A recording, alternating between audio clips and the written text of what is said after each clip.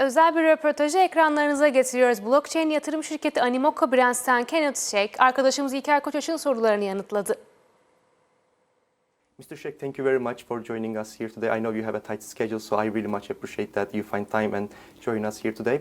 I would like to start with your organization. For those who are unfamiliar with the group, with the company, can you briefly tell us what you do? Yeah, so we're Animoca Brands. Animoca Brands is a $5.5 billion company that cover investment, advisory, and also very strategic initiatives such as joint venture with Standard Chartered Bank in Hong Kong to have the Hong Kong dollar stablecoin issuance, have a lot of strategic initiatives in the Middle East. I lead the project Mocha Network. Mocha Network is basically born out of Animoca Brands. It's an ecosystem project that actually focus on digital identity infrastructure.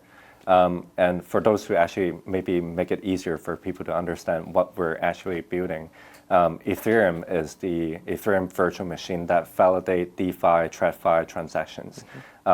What Mocha is building is the infrastructure to validate identity verifications, the likes of KYC, AML, credit score, and any kinds of identity verifications, and allow that to actually work on multiple chains as well.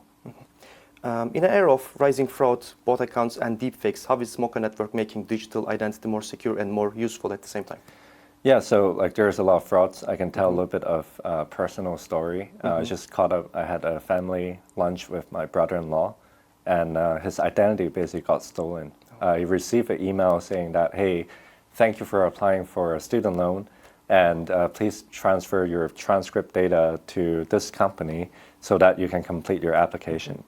And it's very funny because in the US, you only need a social security number, first name, last name, and you can access all information. You can apply for a loan.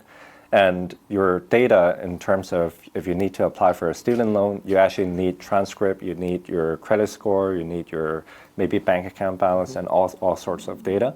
And the thing is, all these sorts of data are coming from different sources. And it's not secured in the same way. It's very easily accessible. And is very prone to identity fraud. With Mocha as the identity infrastructure, that actually allowed the user to own all these data from all these different data sources, authenticate with the user's passport or KYC or face scan or any kinds of authentication, including biometrics, to actually secure and encrypt the data on their own. And no one can actually access that data unless the user is proactively signing on-chain transaction to actually approve any kinds of parties to verify that data in a privacy preserved way. So no private raw data is ever exposed, but then you're able to maximize your access, maximize your rewards, maximize anything really with all these unified data. Okay, now I want to focus on more like a user perspective. From a user perspective, what is the tangible benefit? Faster logins, better rewards, or stronger control over personal data? I would say one is convenience. Second is rewards. Third is access. Right. So why convenience is because basically the identity fraud case I just talked about. You don't actually need to collect all those information from multiple data sources now. Anymore because like you have our infrastructure to be able to have a unified identity to be verifiable with many other apps, right? So just imagine, it's actually Turkey is amazing in terms of pushing open banking right now. And similar to the US, like a few years ago, actually pushing open banking API. What that allows you to do is actually consolidate all those data through all those banking data, credit card spending, and so on. And so that you can actually verify for personal loan or any kinds of applications or purposes. That is bringing a lot of conveniences. But also at the same time, that is also overexposing a lot of data that is unnecessary. For example, if you want to verify if I have $5 million in my bank account, why do you need to know that I have $500 million in my bank account? You only need to know if it passed the threshold or not. So there's a lot of information such as like age verification. You don't need to have my full passport information to know that if I'm over 18, right? But a lot of people are actually overexposing those data. So convenience and privacy is definitely one. Second is rewards, right? So all these data right now is being residing in all the separate apps.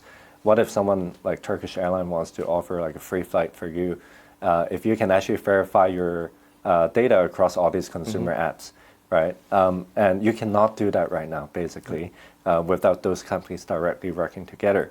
But once the user owns their data, able to have all those data collected through all these apps and able to verify as a user in a privacy preserved way to Turkish Airlines and prove that you're a valuable consumer, then you can do that and maximize your rewards there. And then third is really access. A lot of people actually do not even have a bank account. Then how do you verify yourself without a bank account to prove that you also have the capability to borrow money, to be banked, to actually have a wallet, to actually hold tokens or hold stablecoin or any kinds of money. And right now you just cannot do that. With all the data that you actually are able to re-own your data and unify them, and able to prove your data to anyone, that would maximize a lot of access. I don't see a world where we have so much adoption right now on tokenized assets, tokenized securities, putting assets on chain, giving users the access to different kinds of financial products on the blockchain. There's no way in the world where any regulators in the world would be okay with not knowing who you're sending money to. What if we're sending money to a North Korean government or users? There's no way. So where's the middle point to basically maximize access to all these financial products and non-financial products, at the same time being able to be compliant? Without compliance, actually is almost impossible for institutional adoption. So with institutional adoption, everyone would have access. With identity and a privacy preserved way, you can maximize your access. Let's focus on the brands. For brands and enterprises, what does integration process look like? Is it quick and lightweight, or does it require deep technical integration and investment? Yeah, that's a great question, because we're actually working with a lot of brands in key regions, especially in Turkey. Let it be ticketing platform, let it be gaming marketplaces, loyalty programs, and so on. And all these consumer apps, actually the integration is very straightforward. It's integrating with our SDK, software development kit, and then you can basically embed the account, the wallet, that owns the identity and owns the data for users to actually use the same wallet to have a self-sovereign identity, encrypt them, put it in decentralized data storage. All these blockchain stuff are abstracted away. So there's no what is so-called like gas fees or like private key and seed phrase and blockchain storage. Like basically our SDK abstract everything away. We also have a very easy to integrate product that actually allow our partners to actually try it out. So there's a template which we already pre-built everything. So it's just plug and play. Yeah. How do you maintain ease of use while ensuring privacy, and how do you plan to stay compliant with data protection framework like Turkey's KVKK or European Union's GDPR? Yeah, so the ease of use, I think the industry has hit a point where the ease of use is actually not that complicated right now. With account abstraction, wallet standard, with like guest sponsorship and all this kind of stuff that is able to abstract everything away from the users and from the partners. And obviously with the steps on encrypting data, decrypting data, that might require one or two extra steps just because the user are able to secure their own data and also give approval for any kinds of enterprises and brands to verify their data. And in terms of compliance, like we are actually working very actively with different jurisdiction regulators and really working proactively with them on understanding digital identity, understanding zero knowledge proof, and what's the role of MoCA as an infrastructure? Is it a data processor? Is it a data controller? Does it require like a data processing agreement for any kinds of stuff? And where data is being stored. So it requires educational process, and we're getting a lot of traction right now, especially with regions and jurisdictions that are more forward-thinking and running pilots with like banks and so on as well. So we definitely see We definitely, at least like for example in Turkey, we are very, very willing to be, obviously we want to be compliant. We are proactively working with local lawyers here and compliance officer here to truly understand the regulations and see how we can be compliant. In the meantime, to push the space forward as well, together with our partners. And last question, I'm curious about your future plans, your company's future plans. Where do you see the biggest real-world use case for Mocha Network in the next 2 to 3 years? Yeah, I would say if I need to bet on 2 to 3 main use cases in the next 2 to 3 years, I would say 3. One is advertising, advertising, loyalty, and rewards. And if you think about it, right now, advertising, you basically throw a bunch of ads and expecting a lot of traffic, and you cannot even verify those users when they come on board. When you're giving incentive and rewards, you're very prone to be attracting a lot of traffic that is coming to get the rewards and they go.